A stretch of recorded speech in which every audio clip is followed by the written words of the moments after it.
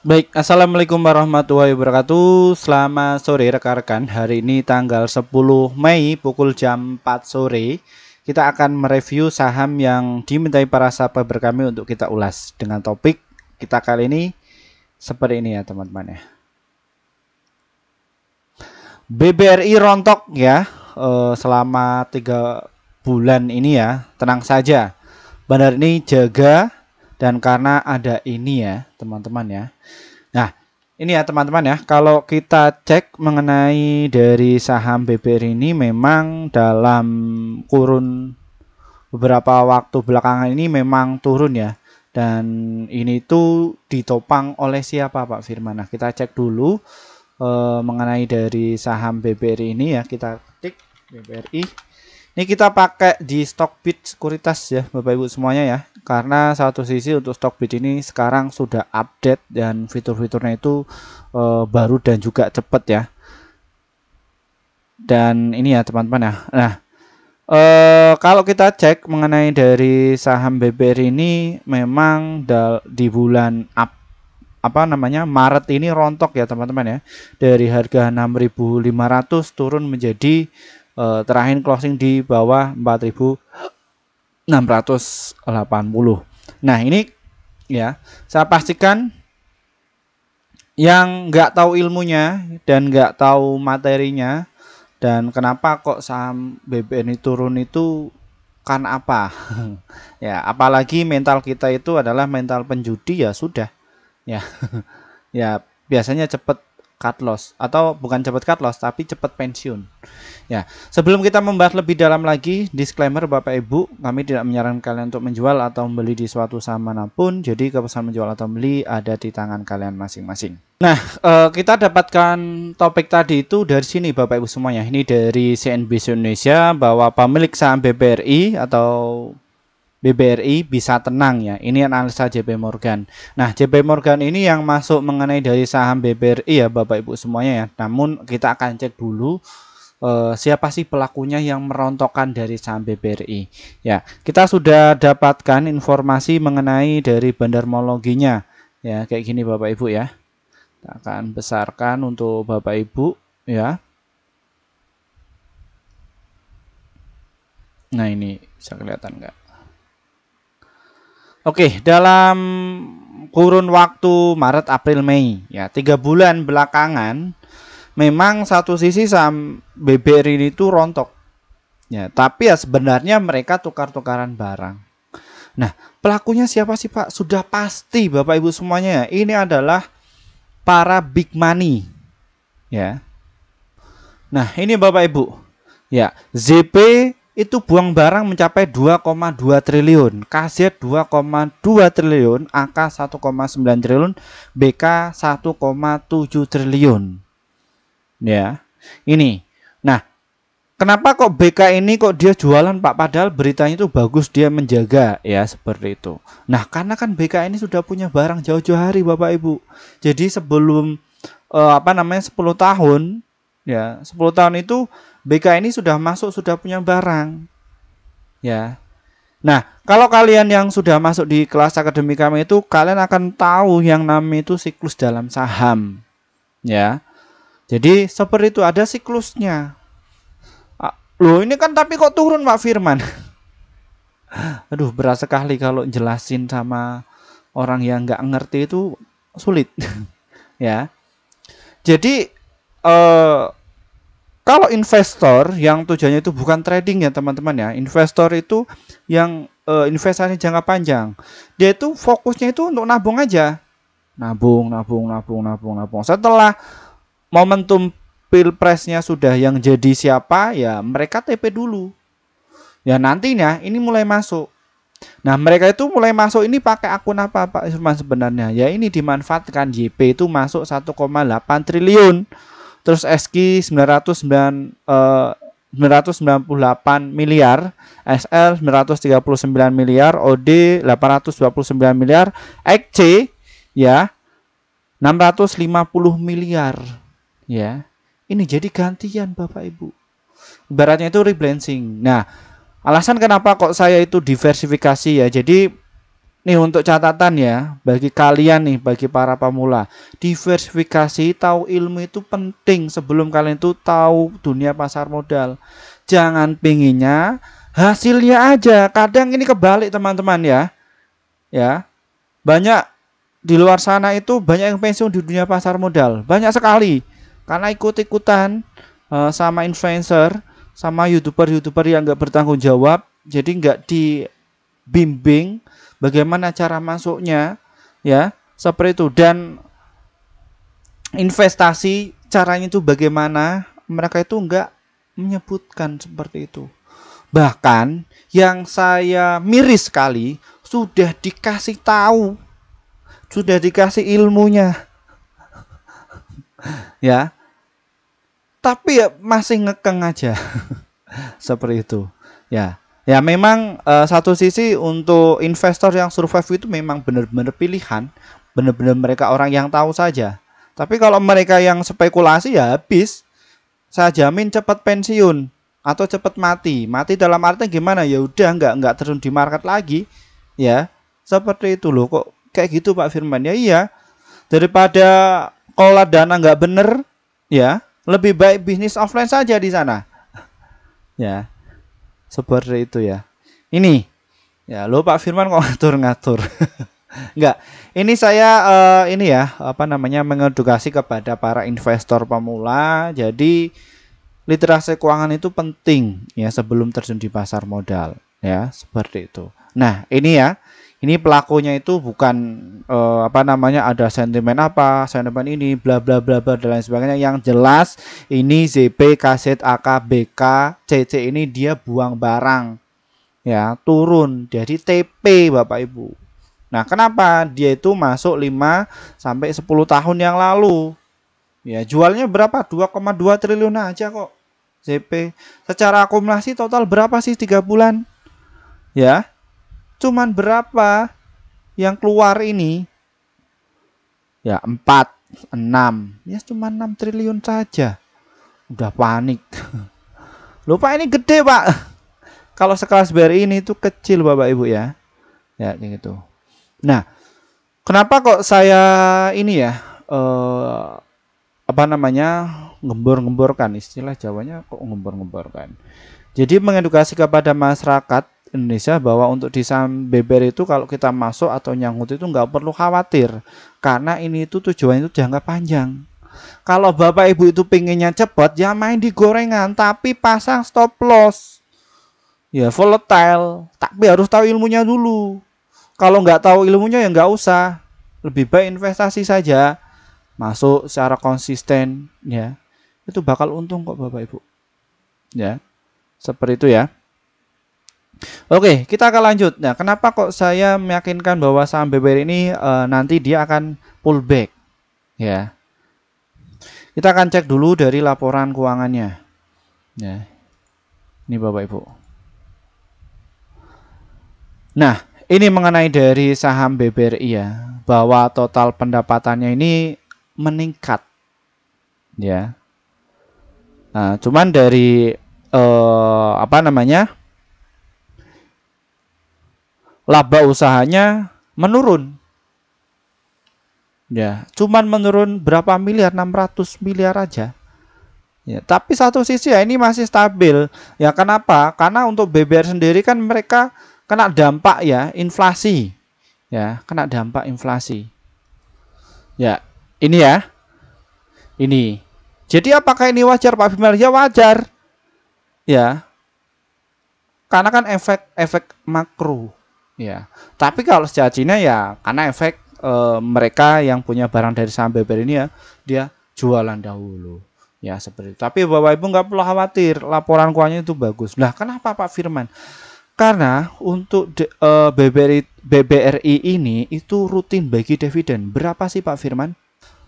Nah, ini Bapak Ibu, untuk saham BBRI itu ya dia itu bagi dividen itu 2 kali. Nah, di bulan apa Pak Firman? Nah, jadi BBRI dia selalu bagi dividen setiap bulan Desember sama Maret. Ya. Maret kemarin itu dia bagi dividen sekitar 235 per lembar. Ya, kalau kita punya uang satu lot saja kalian dapatkan 23.000. Kalau kalian belinya 1.000 lot, kalikan saja Bapak Ibu. Kalau nyangkut bagaimana Pak Firman? Bapak Ibu masih dapat namanya dividen. Ya, makanya untuk dari saham BBRI ketika turun itu ya borong. Ya, kalau saya pribadi ya saya jadikan ini untuk investasi. Ya, trading ketika dia itu nggak mau turun lagi, biasanya saya untuk trading kan. Ya. Nah, ini yang catatan penting bagi Bapak Ibu semuanya ya. Diversifikasi literasi keuangan ya, terus dapat ilmu itu penting sebelum kalian itu dapat cuan dulu. Ya. Ini. Nah, ini kenapa kalau kita cut loss dari saham BBRI? Kenapa? Kenapa takut? Saya nggak takut. Karena ini produknya bagus. Kecuali kalau saham gorengan. Kalau saham gorengan ya cut loss biarin, nggak usah baper. Tapi kalau saham BBRI ketika kita masih ada dana lain yang kita masukkan dulu dari saham BBRI. Tapi ini disclaimer ya Bapak Ibu ya. Saya nggak menyarankan Bapak Ibu untuk keluar. Menyarankan untuk beli saham atau menjual. Ya seperti itu. Udah masuk saja, masuk bang sudah, habis itu tutup laptop, nggak usah dilihat Bapak Ibu, sudah ya kayak gitu. Ini dari saham BBRI ya, ngapain takut ya. Bahkan untuk alumni kami itu masuk dari saham BBRI itu ya gila-gilaan, porsinya juga gila-gilaan, jadi di atas 500 juta, ada yang 20 miliar juga ada di saham BBRI. Ya, karena apa Pak Firman? Ya sudah pasti untung kok. Sudah dapat dividen sama capital gain. Kalau kalian itu nggak tahu bagaimana caranya untuk day trading ya, atau scalping atau investasi, lebih baik saya sarankan jangan main di saham. Bukan main ya, jangan investasi di saham. Mental Bapak Ibu itu belum sampai di situ. Resikonya nanti bakalan boncos. Makanya kelas akademik kami itu ya bagi orang-orang yang kepingin saja, yang pengen tahu dunia literasi keuangan. Ya, bagaimana sih saham itu? Bagaimana sih cara kerjanya? Dan siklusnya itu seperti apa?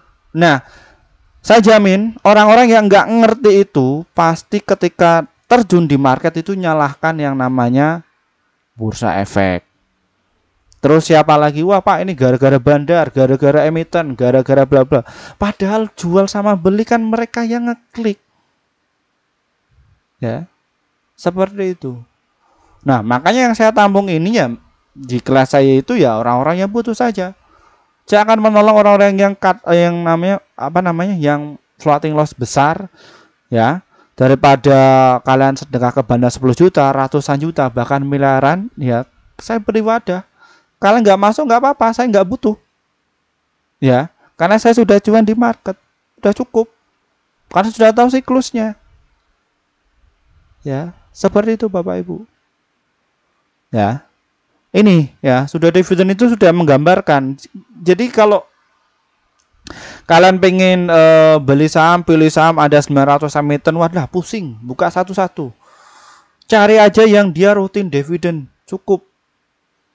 Loh kenapa Pak? Jadi ketika perusahaan itu bagus ya, dia akan bagi dividen. Otomatis dividen itu akan mengikuti. Ya. Nah, gitu. Nah, ini meningkat Bapak Ibu. Ini 290 meningkat ini. Ya, seperti itu. Ya. Nah, yang saya suka juga formasi market maker di saham BBRI.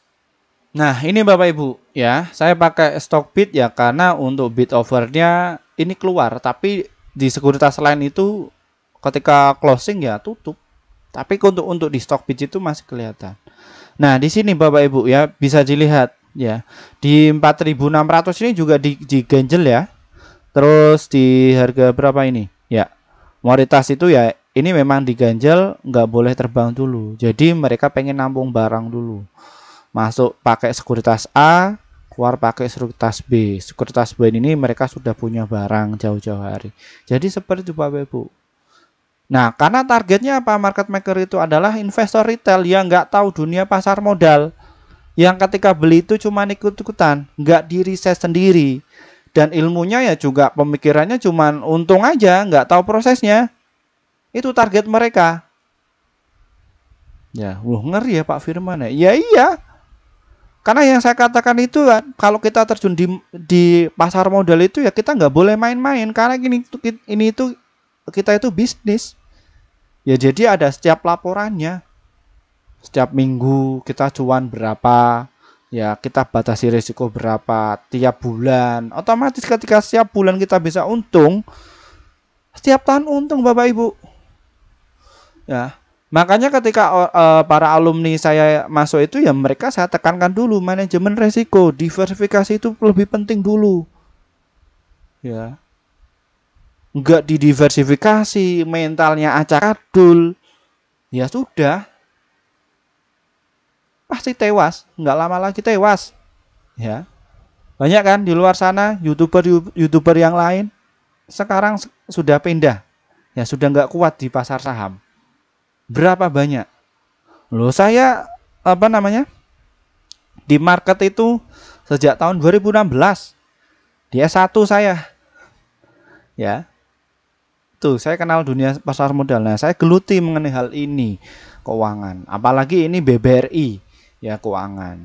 Doakan saja dalam waktu dekat ini nanti saya akan riset mengenai keuangan perbankan, ya.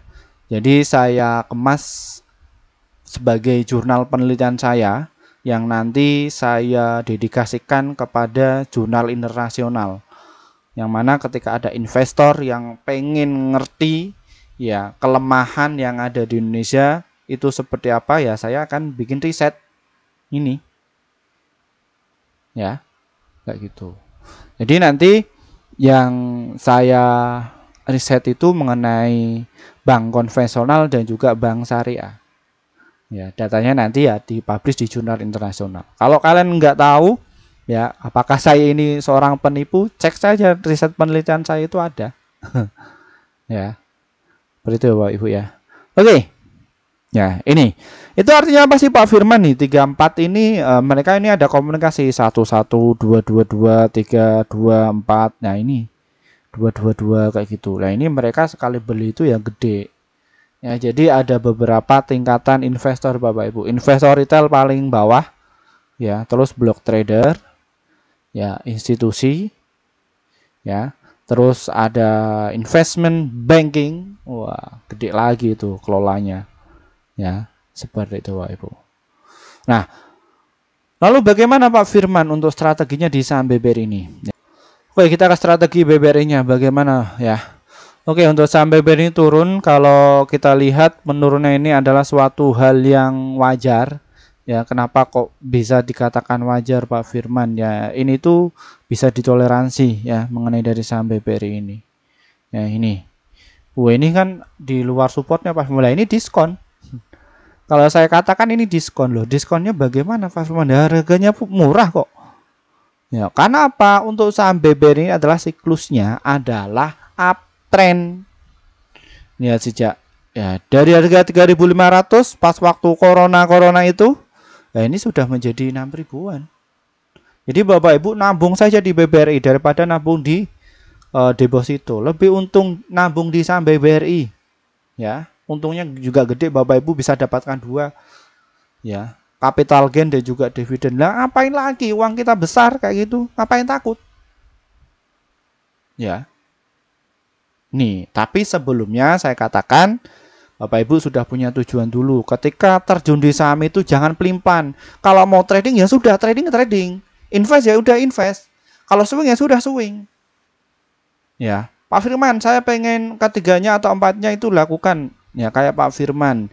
Ya sudah Bapak Ibu perlakukan akun sekuritas tersebut sesuai trading plan Bapak Ibu. Nah kalau nggak punya trading plan ya sudah hancur. Ya, nggak punya dasar, nggak punya fondasi. Ya, jadi pelimpan yang tadinya niatnya untuk trading jadi investor dadakan, yang tadinya untuk investasi jadi trader dadakan. Kan seperti itu yang dialami investor retail di pasar modal. Ya, kayak gitu Bapak Ibu. Nah, ilmu itu penting. Ya, kayak itu Bapak Ibu. Ya. Oke Pak Firman, strateginya. Wah, sudah jam 19 menit ya waktunya ya. Ya, ini ya Bapak Ibu ya untuk strategi di saham BBRI ini. Tujuannya yaitu adalah untuk investasi. Nah, kita beli di area mana sih Pak? Jadi di area sini ya Bapak Ibu ya. Di 4677 kalau BBRI ini rontok. Nah, terus di harga ini Bapak Ibu ya. Di harga 455 setelah di 4636 untuk support kuatnya, dan ketika rontok lagi ya Bapak Ibu bisa tunggu di 4384 dan support kuat banget di 4273 ya. Kalau turun lagi bagaimana Pak Firman? Bisa diakumulasi lagi, jadikan ini untuk investasi. Jadi ketika saham BBR ini sudah terbang ya jangan dikejar, di hold saja ya, seperti itu. Nah, untuk BBR sendiri apakah bisa untuk trading Pak Herman? Bisa, ketika ada momentum. Momentumnya itu sekali aja. Dan ketika diskon Bapak Ibu bisa dicicil saja, ya, seperti itu. Nggak usah khawatir mengenai dari saham BBR ini. Baik, mungkin itu saja yang bisa saya sampaikan mengenai dari saham BBR ini. Ya, tadi saya sudah ungkap bandarnya, terus BBRI turun itu karena apa, dan sumber data informasinya tadi sudah saya sampaikan, normal-loginya juga, laporan keuangan juga, dividennya itu berapa, formasi bandarnya di order book juga saya sampaikan, serta yang terakhir ini adalah strategi ya. Semoga ini bisa bermanfaat untuk Bapak Ibu semuanya. Untuk kalian yang kepingin tanya kelas kami itu bagaimana, silahkan hubungi nomor tertera di bawah ini ya, nanti atau enggak ya Bapak Ibu diklik saja nih http://bit.ly kelas Pak Firman. Habis itu nanti tinggal dipilih yang mana, tanya-tanya saja kepada nomor ini. Selain nomor ini adalah sebuah penipuan. Terima kasih dari saya. Wassalamualaikum warahmatullahi wabarakatuh.